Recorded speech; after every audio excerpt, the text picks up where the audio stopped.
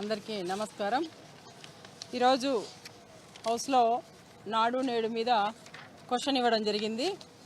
అయితే గౌరవ మంత్రి గారు మేము చెప్పిన క్వశ్చన్స్కు సరైన సమాధానం మాకు రాలే.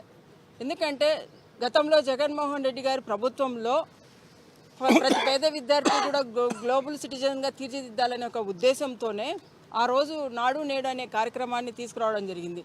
నాడు నేడు కార్యక్రమంలో 9 రకాల ఫెసిలిటీస్తో ఆ రోజు స్కూల్స్ను డెవలప్ చేయడం జరిగింది. అదేవిధంగా మా జగన్మోహన్ రెడ్డి గారి గవర్నమెంట్లో దాదాపుగా 45 స్కూల్స్ను నాడు నేడు కింద తీసుకొని 16,000 కోట్లు ఖర్చు చేయాలని ఆ రోజు ఒక ప్రణాళిక ప్రకారంగా ముందుకొచ్చారు. ఫస్ట్ ఫేజ్లో కంప్లీట్ అయినాయి. ఫస్ట్ ఫేజ్లోనే మా వైఎస్ఆర్సీపీ ప్రభుత్వంలో కంప్లీట్ అయినాయి. సెకండ్ ఫేజు ఇప్పుడు ఈ ప్రభుత్వం వచ్చింది. సెకండ్ ఫేజ్లో ఇన్కంప్లీటెడ్గా ఉన్న స్కూల్స్ను కంప్లీట్ చేయాలి అని మేము ఈ ప్రభుత్వాన్ని అడిగాం. గౌరవ మంత్రి గారు దానికి సమాధానం మేము ఒకటే అడిగాం. గత 20 నెలల నుంచి ఈ ప్రభుత్వం వచ్చినప్పటి నుంచి ఏవైతే ఇన్కంప్లీటెడ్గా ఉన్నాయో నాడు నేడు వర్క్స్ అవి కంప్లీట్ ఎప్పుడు చేస్తారు అని అడిగాం. వాళ్ళు ఇచ్చిన సమాధానం ఏంటి? ఇంకా అంటే ఇప్పుడు మేము 117 జీవోని రద్దు చేశాము, ప్రైమరీ మోడల్ స్కూల్స్ తీసుకొచ్చాము, వాటిని బట్టి మేము వాటిని డెవలప్ చేస్తాము అని చెప్తున్నారు. ఇది సరైన సమాధానం కాదు అని నేను చెప్తున్నా. ఎందుకు చెప్తున్నానంటే ఇప్పుడు ఆల్రెడీ శాంక్షన్ అయిపోయినాయి, ఆల్రెడీ అమౌంట్ కూడా ఉంది. ఆ ఇన్కంప్లీటెడ్గా ఉన్న స్కూళ్ళల్లో పిల్లలు కొంతమంది ఉంటారు. అంటే ఒక చోట గోడలు వచ్చి, ఇంకొక చోట పెయింట్ వేయక, ఒక చోట వాటర్ వచ్చి, ఇలా ఇన్కంప్లీటెడ్గా ఉన్న స్కూల్స్ను మీరు ఈ స్ట్రెంత్ చూసుకున్న తర్వాత కంప్లీట్ చేస్తారా అని మేము అడుగుతున్నాం. సో మాకు సరైన సమాధానం రాలేదని ఈ సందర్భంగా తెలియజేస్తున్నాం. అదేవిధంగా ఈరోజు గవర్నర్ గారి ప్రసంగం మీద మాకు ఈరోజు ఉండింది హౌస్లో, అయితే మాకు అవకాశం రాలేదు.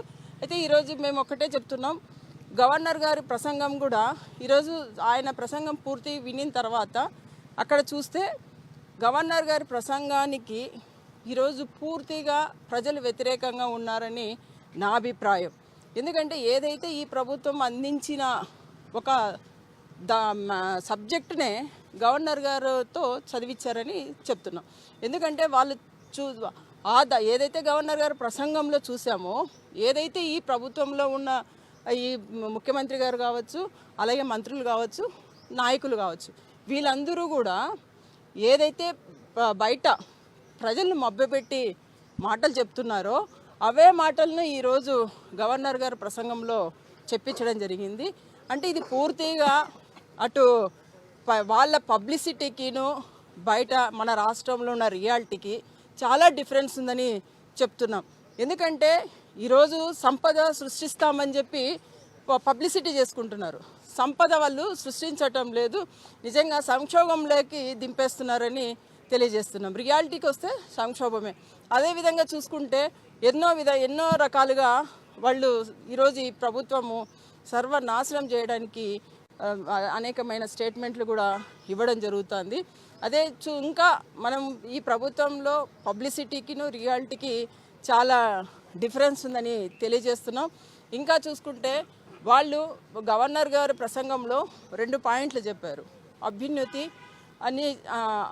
అని చెప్పి పునర్నిర్మాణం అని చెప్పడం జరిగింది. పునర్నిర్మాణం అంటే మేము ఒకటే అడుగుతున్నాం, ఈరోజు 10 మెడికల్ కాలేజీలను రద్దు చేయడాన్ని పునర్నిర్మాణం అంటారా?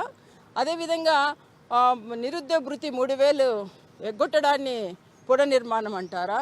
ఏదైతే నిరుద్యోగులకు జాబ్ క్యాలెండర్ చెప్పారో ఇన్ టైంలో ఇవ్వకపోవడాన్ని పునర్నిర్మాణం అంటారా?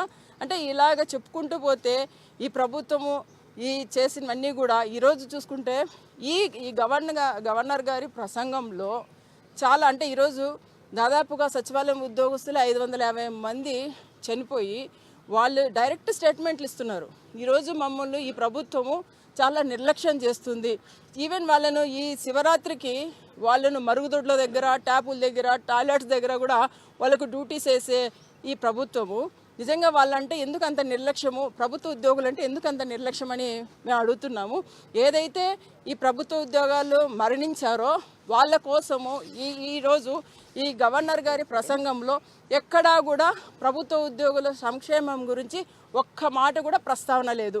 పిఆర్సీ గురించి ఒక ప్రస్తావన లేదు, ఐఆర్ గురించి ఒక ప్రస్తావన లేదు. 32,000 కోట్లు బకాయిలు ఉంటే ఆ బకాయిలు ఎప్పుడు చెల్లిస్తాము, ఎప్పుడు ఇస్తామనే ఒక ప్రస్తావన కూడా ఈ గవర్నర్ గారి ప్రసంగంలో లేకపోవడం నిజంగా చాలా బాధాకరమని ఈ సందర్భంగా మీకు తెలియజేస్తున్నాం. Thank you.